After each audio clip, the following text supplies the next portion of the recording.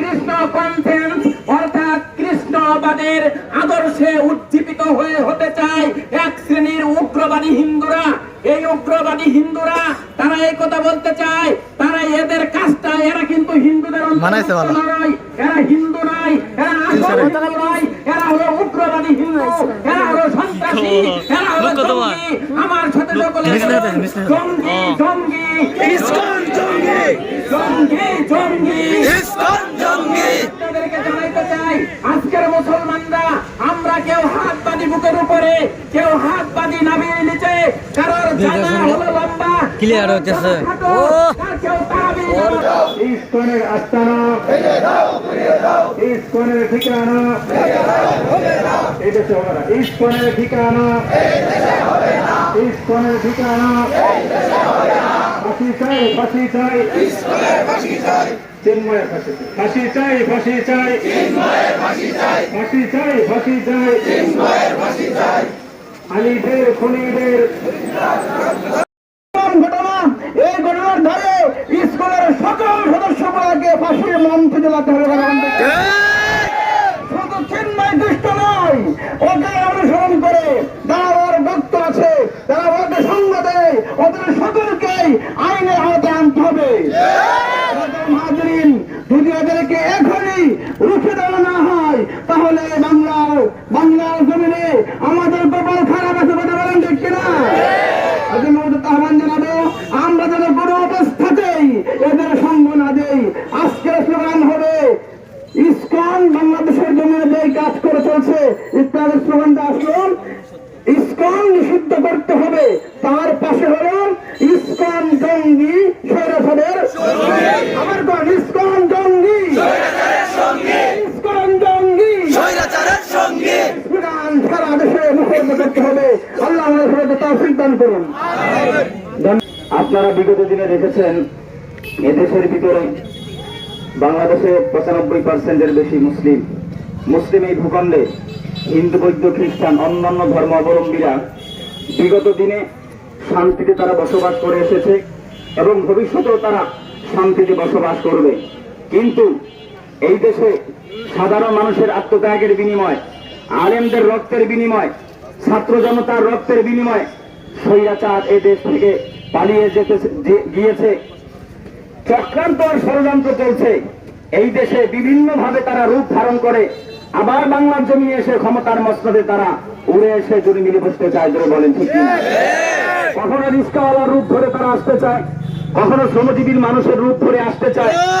এই দেশ সুন্দরভাবে সামনে এগিয়ে যাচ্ছে। ওলামায়ে কেরাম সহ বিভিন্ন সংগঠনের মানুষ, রাজনৈতিক নেতৃবর্গ এই দেশে সম্প্রীতি, শান্তি, সুন্দর একটি দেশ করার লক্ষ্যে কাজ করে যাচ্ছে।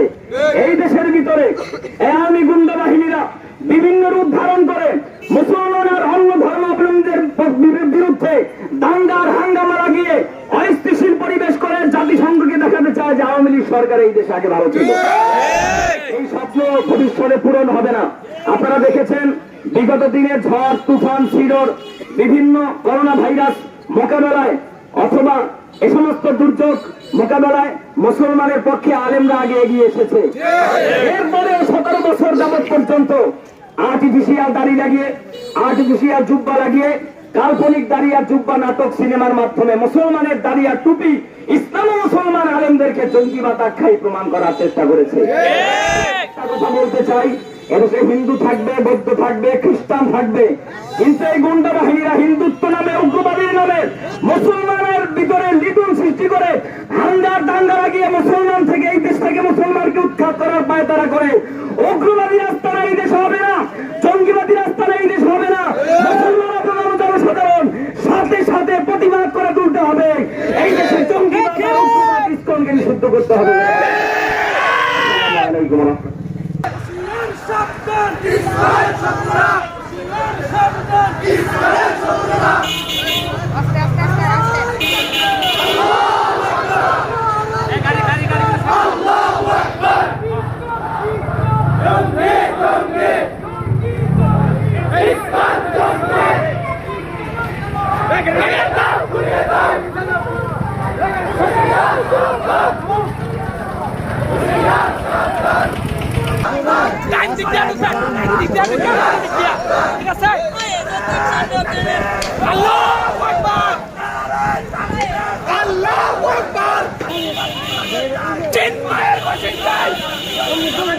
চিন্ময়ের ফাঁসি চাই।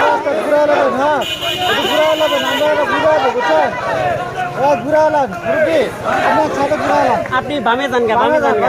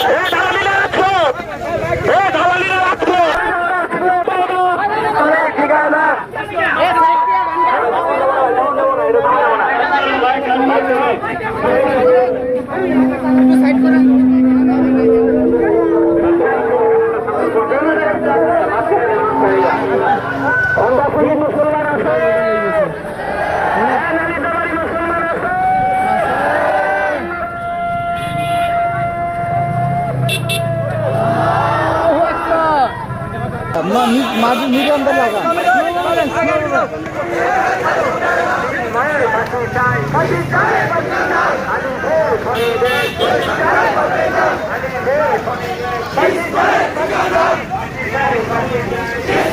Let's go!